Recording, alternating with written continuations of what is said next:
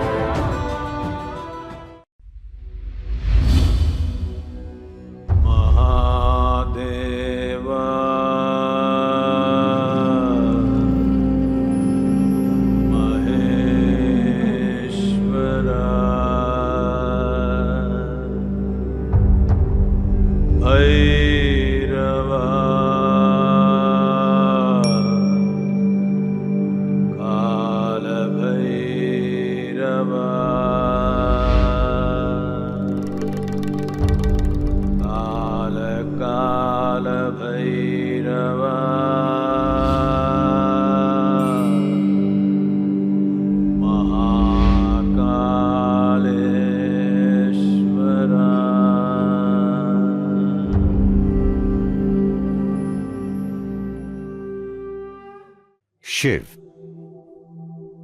एक ऐसे देवता हैं जिन्हें नाम नहीं देना चाहिए,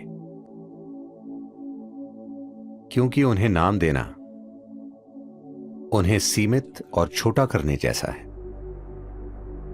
साथ ही साथ उनके कई सारे नामों का संग्रह भी इस अवर्णीय रहस्य को प्रकट करता है कि वो कौन है, या इस अवर्णनीय रहस्य को कि ये सृष्टि क्या है। उनके तमाम रूपों में काल भैरव या महाकाल एक महत्वपूर्ण और साथ ही उग्र रूप है। महाकाल के रूप में वो समय के स्वामी हैं। काल भैरव के रूप में वो समय के विनाशक हैं। महाकाल का मतलब क्या है? काल शब्द के दो अर्थ हैं। काल का अर्थ होता है समय, और काल का अर्थ अंधेरा भी होता है। समय यानी कि आपके वर्तमान अनुभव में समय का मतलब चक्र होता है, आणविक से लेकर ब्रह्मांडीय तक, एक अणु से लेकर विशाल ब्रह्मांड तक सभी चीजें चक्रों में घूमती हैं। पृथ्वी एक बार घूमती है तो उसे हम एक दिन कहते हैं। चंद्रमा पृथ्वी के चारों ओर एक चक्कर लगाता है तो उसे हम एक महीना कहते हैं। पृथ्वी सूर्य के चारों ओर घूमती है तो उसे हम एक साल कहते हैं। नींद और जगने के चक्र, खाने, पाचन, भूख के चक्र, इस तरह बहुत सारे चक्र हैं। चीजों की चक्रीय गति से ही आपको समय का आभास होता है।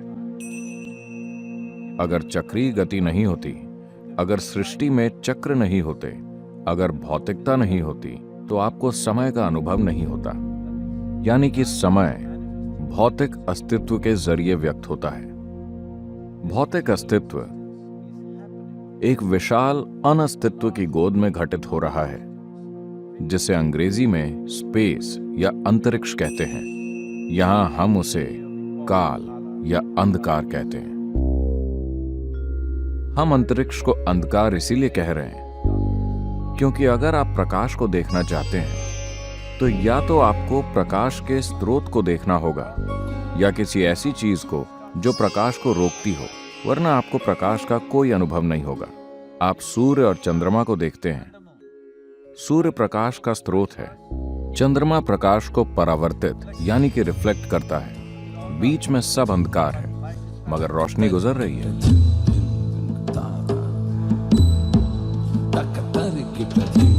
अस्तित्व का मूल आधार है काल या समय, क्योंकि समय के कारण ही स्थान की गुंजाइश है। वरना स्थान का अस्तित्व नहीं होता। नागेंद्रहाराय त्रिलोचनाय। इसलिए स्पेस को काल या अंधकार कहा जाता है, क्योंकि अंतरिक्ष अंधकारमय है। नागेंद्रहाराय।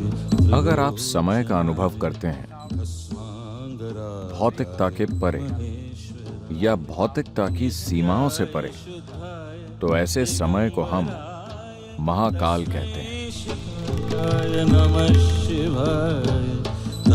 महाकाल वो गोद है जिसमें सृष्टि के छोटे छोटे कण यहां वहां मौजूद हैं। बाकी सब खालीपन है। इस फैले हुए ब्रह्मांड में करीब 99% खालीपन है। विशाल आकाश गंगाएं चक्कर लगा रही हैं, मगर उनका 99% खालीपन है। इसलिए महाकाल की गोद में ही सृष्टि घटित होती है।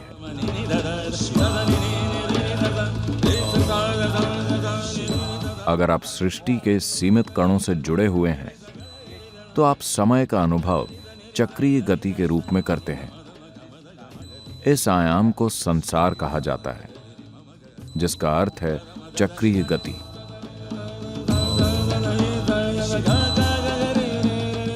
अगर आप इसके परे चले जाते हैं तो इसे हम वैराग्य कहते हैं,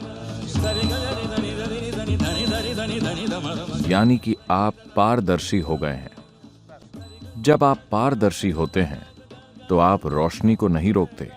रोशनी को न रोकने का अर्थ है कि आप जीवन की बाध्यकारी प्रकृति या चक्रीय गति से मुक्त हो गए हैं। जीवन की चक्रीय गति से मुक्त होने को मुक्ति या मोक्ष प्राप्त कर लेना कहा जाता है।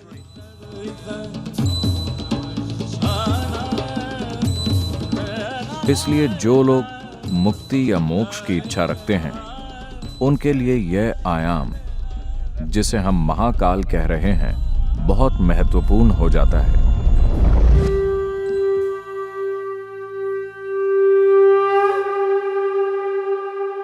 ये सिर्फ संस्कृति से जुड़ी हुई चीज नहीं है, इसमें एक विज्ञान है।